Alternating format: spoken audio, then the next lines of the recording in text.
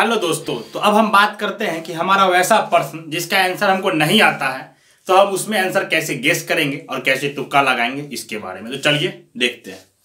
पहला चीज हमको जो ध्यान रखना है तुक्का लगाते समय, इलिमिनेट करना है रॉन्ग आंसर को। देखिए दोस्तों, अगर कोई प्रश्न है उसमें 4 ऑप्शन दिया हुआ है, ठीक है। अगर हम 4 ऑप्शन दिया हुआ है ना, तो हम अगर डायरेक्ट तुक्का लगाते हैं इन 4 ऑप्शन पे बिना कुछ किए तो 25% का ही हमारे पास चांसेज है कि मेरा आंसर क्या होगा, सही होगा। अगर मान लीजिए हम इसमें 4 ऑप्शन में से हम ये कंफर्म है कि ऑप्शन डी नहीं होगा, हम इस बात से कंफर्म है कि ऑप्शन डी नहीं होगा, तो हमारे पास 33% का क्या होगा, चांस होगा आंसर सही होने का। अगर हम किसी कारण से इसको भी अवॉइड कर दें, हम इसके बारे में भी बता दें कि ऑप्शन सी भी नहीं होगा, तो हमारे पास 2 ऑप्शन बचते हैं, 50-50 चांस हो जाएंगे आंसर का सही होने का। अगर हम जब भी तुक्का लगाएंगे तो इस चीज को ध्यान रखेंगे कि ये 4 ऑप्शन में जितना ज्यादा हो सके ऑप्शन को इलिमिनेट करने की कोशिश करेंगे। अगर आप ऑप्शन इलिमिनेट कर लेते हैं तो आपके प्रश्न के सही होने के चांसेस बढ़ जाते हैं। अगर 2 ऑप्शन इलिमिनेट कर लेंगे तो 50-50 चांस हो जाते हैं। अगर एक ऑप्शन भी आप इलिमिनेट कर लेते हैं तो 33% के चांस है। और सारे चीज मैथमेटिक्स पे हो रहा है, आप देख ही रहे हैं। अगर 4 ऑप्शन पे आप तुक्का लगा दे तो 25% ही चांस रहते हैं। तो आपको क्या करना है, इलिमिनेट करना है ऑप्शन को, ठीक है। कैसे इलिमिनेट करेंगे, तो आप पहले क्वेश्चन जो पढ़ेंगे, जो प्रश्न आपको नहीं आता उसको आप ऑप्शन को ध्यान से पढ़े।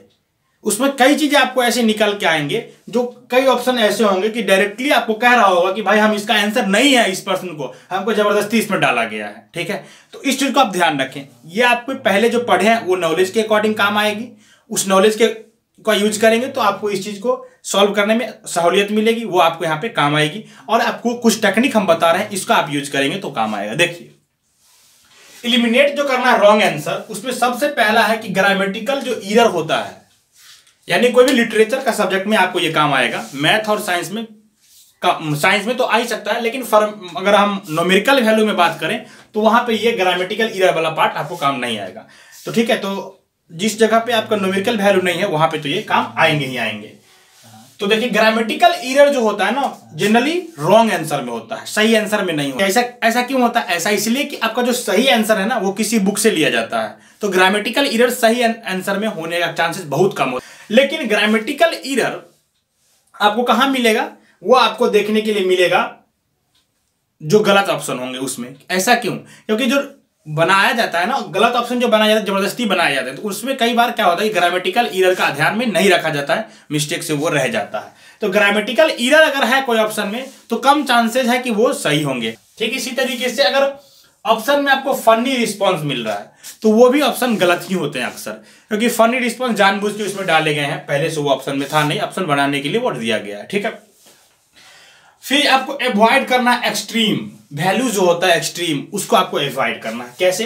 देखिए, अगर मान लीजिए कि ऑप्शन ए, बी, सी और डी है, ठीक है, ये 4 ऑप्शन है। एक ठो में 22 लिखा हुआ है, एक ठो में 25 लिखा हुआ है, ऑप्शन में एक ठो 24 लिखा हुआ है, एक ठो लिखा हुआ मिल रहा है 314। तो ये 314 जो होगा ना, ये आपका आंसर नहीं होगा। अगर ये आंसर होगा तो अधिकतर स्टूडेंट तो ऐसे भी ऑप्शन देख के यहीं पे मारेंगे। आप लोग अगर आपको फंसाया जाए तो साइकोलॉजिकली आपको यहीं पे फंसाया जाएगा, आपको लगा कि यही अलग है तो यही सही होगा, लेकिन ये सही नहीं है। ऐसा नहीं होगा, ये 3 ऑप्शन में से ही कोई ऑप्शन सही होगा, ये तो ऑप्शन सही आपका नहीं हो रहा है। क्यों? क्योंकि एक्सट्रीम वैल्यू हो गया ना। देखिए, ये 3 ऑप्शन आसपास में और ये काफी अलग है, काफी बड़ा वैल्यू दे दिया गया है। तो आपको अवॉइड करना है एक्सट्रीम जो वैल्यू होगा ना उसको अवॉइड करना है। अगर तुक्का ही लगाना है तो अवॉइड करिए एक्सट्रीम वैल्यू को। तो हम इसको एलिमिनेट कर देंगे, हम इस 3 वैल्यू में देखेंगे, ठीक है। इसी तरीके से क्या करना है, आपको check the dimension and unit. देखिए, आपका काफी साइंस और मैथ में यूज आएगा। ये check the dimension and units जो है ये आपको मैथ और साइंस में काम आएगा। कैसे? अगर मान लीजिए कोई भी प्रश्न दिया गया, उसका यूनिट अगर मीटर पर सेकेंड में है तो आप आंसर देखेंगे ना कि आपका आंसर मीटर पर सेकेंड में है या नहीं। अगर मान लीजिए 2 ऑप्शन है जो मीटर पर सेकंड में नहीं है तो पहले ही आप उसको एलिमिनेट कर दीजिए, बच गया आपको 2 आंसर, उसमें आपको 50-50 चांस हो जाते हैं। इसी तरीके से मान लीजिए अगर मैथ का कोई प्रश्न है, उसमें एरिया निकालने के लिए दिया गया है और वैल्यू सब मीटर में था, तो मीटर स्क्वायर आएगा एरिया में। अगर मीटर स्क्वायर ऑप्शन में नहीं है, जिस ऑप्शन में अगर मान लीजिए मीटर स्क्वायर की जगह पे कोई और भी यूनिट उसमें यूज किया गया है, तो पहले आप उस ऑप्शन को क्या कर दीजिए, एलिमिनेट कर दीजिए। जो मीटर स्क्वायर वाला ऑप्शन होगा उसी पे आप आंसर करेंगे। तो ये चीज आपको ध्यान रखना है। तो ये 4 इलिमिनेट करने के लिए 4 थ्रो हम मेथड यहाँ पे आपको दिए हैं। इन चीजों 4 चीज को ध्यान में रख के आप इलिमिनेट कर सकते हैं ऑप्शन को। एक इलिमिनेट करने के लिए आप वैल्यू भी पुट कर सकते हैं, वैल्यू पुट करके भी इलिमिनेट किया जा सकता है। ठीक है, आप देखिए दूसरा हम इसमें क्या देखेंगे, option like all of these none of these. अगर ऑप्शन में आपको ऑल ऑफ दीज मिलता है, नन ऑफ दीज मिलता है, तो आप उस पर ध्यान दें, क्योंकि अगर ये चीज दिया गया है ना तो इसका मतलब है कि जरूर ऑप्शन एक से ज्यादा सही रहा होगा। यानी ऑल ऑफ दिस दिया गया है यानी कि सारे ऑप्शन सही हैं तभी दिए होंगे, और सारे ऑप्शन अगर गलत है तब भी दिए होंगे। ठीक है, अगर इस चीज को देखिए, फिर मैं एक बार फिर आपको बता दूं, ये सभी जगह पे काम नहीं आते हैं। हम वहां पे बता रहे हैं ना जहां पे हमको तुक्का ही लगाना है, तो हम सही ऑप्शन पे तुक्का लगाए ना कि हम सही तक पहुंच सके। अब मान लीजिए कोई पर्सन है जिसमें एक तो दिया हुआ ऑल ऑफ दिस और नन ऑफ दिस, ये दे दिया। ठीक है, आप यहां पे देख रहे हैं कि आपका ए भी सही हो रहा है, बी भी सही हो रहा है, आपको पता नहीं चल रहा है कि सी सही है या नहीं है। एक से अधिक तो सही हो गया, ये आप कंफर्म है, लेकिन सी सही है कि नहीं है। तो आप क्या कर सकते हैं, सी के बारे में आपको आंसर निकल भी नहीं रहा है, तो आप ऑल ऑफ दिस और नन ऑफ दिस के अकॉर्डिंग जा सकते हैं। तुक्का लगाने के लिए क्या करेंगे, ऑल ऑफ दिस और नन ऑफ दिस लगा देंगे और सही भी होगा, क्योंकि 2 तो सही हो गया, तीसरा का आपको पता नहीं चला, तो यहां पे भी आप लगा सकते हैं। इसके अलावा भी अगर आपको नहीं समझ में आता है, अगर आप ना ए इलिमिनेट कर पा रहे हैं, ना बी इलिमिनेट कर पा रहे हैं, ना सी इलिमिनेट कर पा रहे हैं, और ये तीनों ऑप्शन पे आपको कुछ भी नहीं समझ में आता, तो हम इसके थ्रू जा सकते हैं।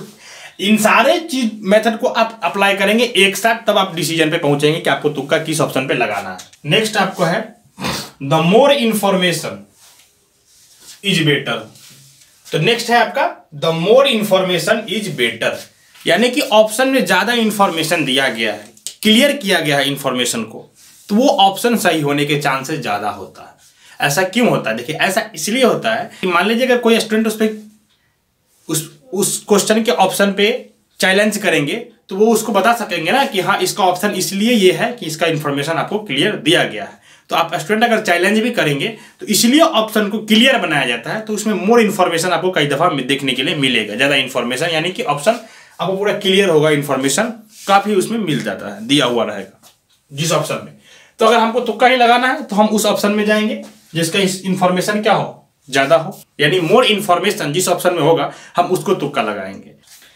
उसके बाद आता है तीसरा नंबर पे, to choice have words that similar sound, यानी कि ऑप्शन में कोई 2 ऐसा चॉइस है और उसका वर्ड जो है सिमिलर साउंड कर रहा है, यानी 2 चॉइस लगभग एक जैसे साउंड कर रहे हैं, तो आपको तुक्का उन्हीं 2 में से लगाने हैं। यानी कि हम तुक्का लगाएंगे तो उसी के थ्रू जाएंगे, क्योंकि 2 ऑप्शन अगर सिमिलर दिया गया है तो इसके पीछे कुछ ना कुछ रीजन रहा होगा, साइकोलॉजिकल मीनिंग तो है उसका, क्योंकि 2 सिमिलर बनाने का मतलब है कुछ ना कुछ ऑप्शन का वैल्यू तो है, तभी तो उसके जैसा ही सिमिलर दूसरा बनाया गया है। तो 2 सिमिलर ऑप्शन अगर हमको मिलेगा तो हम तुक्का उसी के थ्रू लगाएंगे।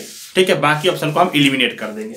अगर मैथ में देखें तो ये सिमिलर साउंड की जगह पे क्या आपको मिल सकता है, सिमिलर ऑप्शन मिल सकता है। जैसे मान लीजिए ऑप्शन ए अगर ऐसा दे दिया 1 4 1 4, अगर ऑप्शन बी ऐसा दे दिया गया 1 4 4 1, तो ये देखिए ये दोनों जो ऑप्शन है लगभग क्या है, डिजिट क्या है, सेम है, बस इसका क्या है, ऑर्डर बदल दिया गया है, तो ये सिमिलर दिख रहा है ना, तो हम तुक्का लगाएंगे तो इसी के थ्रू जाएंगे। ठीक है, अगर ऐसा ऑप्शन चारों का चारों बना के आपको देता है, तो जब आप प्रश्न भी सॉल्व करेंगे ना तो ध्यान रखेंगे आपका जो आंसर भी आएगा ना, तो उसको रंगने से पहले, बबल्स रंगने से पहले आप एक बार कंफर्म कर लेंगे कि आप जो आंसर आया उसी से मिला के तो करेक्ट किया है ना। कई दफा ये आंसर, ये जो डिजिट होता है ना, थोड़ा बहुत आगे पीछे करके आपको फंसा भी लेता है। स्टूडेंट आंसर सही भी निकाल लेता है और रंगने में ऑप्शन गलत कर देता है, मैच नहीं ठीक से करने के कारण। तो अगर आपको ऐसा ऑप्शन में चारों का चारों डिजिट इसी तरीके से मिल रहा है और अब सही अगर आप आंसर निकाले हैं, आपको उसको मैच एक बार सही से कर लें रंगने से पहले, इस चीज को भी आप ध्यान में रखेंगे।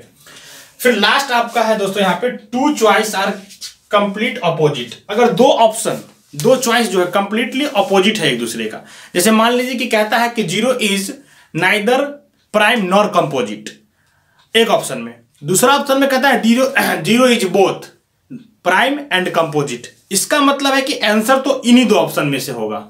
अगर आपको नहीं आ रहा है कुछ भी इस ऑप्शन में कि 0 प्राइम है या कंपोजिट है, या 0 न तो प्राइम है न ही कंपोजिट है, तो आप आंसर लगाएंगे किसको, इन्हीं 2 में से किसी एक पे लगाएंगे। अगर तुक्का ही लगाना है आपको तो इन्हीं 2 में से लगाना है। तो आपको क्या करना है, 2 चॉइस आर कंप्लीटली अपोजिट। अगर 2 चॉइस दे दिया है और दोनों एक दूसरे का अपोजिट है, तो ये तो क्लियर है कि आंसर इन्हीं 2 में से कोई एक होगा। तो आपका 50-50 चांस यहाँ पे बन जाएगा अगर आप तुक्का लगाएंगे तो। अगर ये सब भी नहीं समझ में आ रहा है किसी ऑप्शन में, ये सारे के सारे जो हम बताएं मेथड कह लीजिए या साइकोलॉजिकल मेथड कह लीजिए, जो भी है, अगर इन सारे के सारे मेथड आपका काम नहीं कर रहा है तो आपको क्या करना है। तो दोस्तों सर्वे बताती है कि अगर 4 ऑप्शन का क्वेश्चन आपके पास है, यानी A, B, C और D 4 ऑप्शन है आपके पास, तो सर्वे बताता है कि अधिकतर ऑप्शन बी जो है सही होता है, यानी कि ऑप्शन बी जो है मैक्सिमम टाइम सही देखा गया है। आप अपना जो आंसर देंगे क्वेश्चन का उसमें भी एक बार देख ले कि आपके क्वेश्चन का कौन सा आंसर ज्यादा सही मिला है। लेकिन अगर उसमें भी नहीं समझ में आता ना, तो ऑप्शन बी के थ्रू आप जा सकते हैं, क्योंकि सर्वे के अकॉर्डिंग ऑप्शन बी जो है 4 ऑप्शन वाले में अधिकतर सही देखा गया है। तो दोस्तों ये कुछ मेथड थे जिसके अकॉर्डिंग आप ऑब्जेक्टिव सॉल्व करने में तुक्का लगा सकते हैं कहे तो, और सही आंसर गेस कर सकते हैं, ठीक है। लेकिन हम एक बार फिर आपको यही कहेंगे कि आप अधिकतर क्वेश्चन को कोशिश करें सॉल्व करने की। जो क्वेश्चन आपको फंस रहे हैं ना, जिसके आंसर आपको नहीं भी समझ में आ रहा है, उसको भी आप किसी भी तरीके की कोशिश करें सॉल्व करने की। तुक्का आप उस क्वेश्चन में लगाएंगे जो बिल्कुल भी नहीं आ रहा है, यानी कि अपनी तरफ से आप सारे कोशिश कर लिए, अब आपको लास्टली लगता है कि इसको हमको ऐसे भी तुक्का ही लगाना है, ऐसे भी इसका आंसर हमको नहीं मिलने वाला है, तो हम इन मेथड का यूज करके तुक्का लगाएंगे। तो दोस्तों आप देखेंगे कि आपका आंसर सही होने के चांसेस काफी ज्यादा होगा और आपको ये एग्जाम में फायदा भी दिखेगा, ठीक है। तो दोस्तों आप कमेंट करके बताइए कि वीडियो कैसा लगा। अगर वीडियो अच्छा लगा हो तो लाइक कीजिएगा, वीडियो अच्छा ना लगा हो तो डिसलाइक कीजिएगा, और इस तरीके के और वीडियो के लिए चैनल को सब्सक्राइब कीजिएगा। मिलते हैं नेक्स्ट वीडियो में, बाय बाय।